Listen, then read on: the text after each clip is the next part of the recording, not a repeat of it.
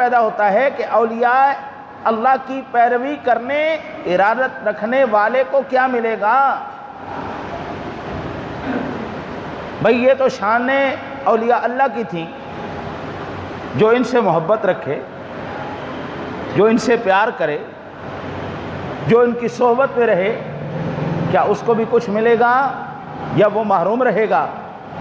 تو حضرت ابو حازم روایت کرتے ہیں، یہ متفق علیہ حدیث ہے، یہ بخاری شریف کے اندر بھی موجود ہے، یہ مسلم شریف کے اندر بھی موجود ہے۔ آقا کریم علیہ الصلوۃ والسلام نے ارشاد فرمایا، پھر وہ اپنے تعلق والے کا ہاتھ پکڑ لیں گے، ایک دوسرے کا ہاتھ پکڑے گا، دوسرا تیسرے کا، تیسرا چوتھے کا، چوتھا پانچویں کا، ہاتھوں کی زنجیر بنا لیں گے۔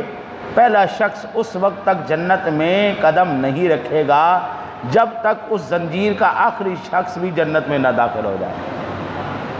یاری ہو تو پھر ایسی ہو نا جی، اس کو کہتے ہیں یاری، کہ بندہ اس وقت تک خود بھی جنت میں نہ جائے۔ آقا علیہ الصلوۃ والسلام نے فرمایا، میری امت میں 70,000 لوگ ہیں جن پر حساب و کتاب نہیں ہوگا، بغیر حساب و کتاب کے اللہ 70,000 لوگوں کو جنت میں داخل فرمائے گا۔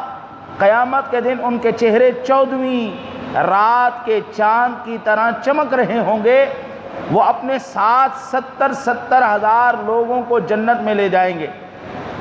اس پر صحابہ کرام علیہ رضوان نے عرض کیا، یا رسول اللہ، کیا اللہ نے جب یہ دیا تو آپ نے زیادہ نہیں مانگا؟ میرے آقا نبی اکرم صلی اللہ علیہ وسلم نے ارشاد فرمایا،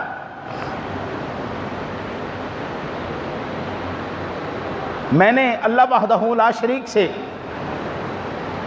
اور بھی مانگا، اے اللہ مزید اتنا عطا فرما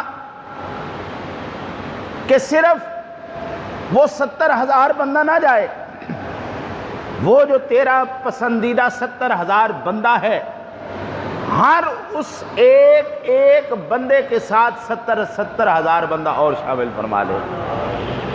یہ مسند امام احمد کے اندر حدیث پاک موجود ہے۔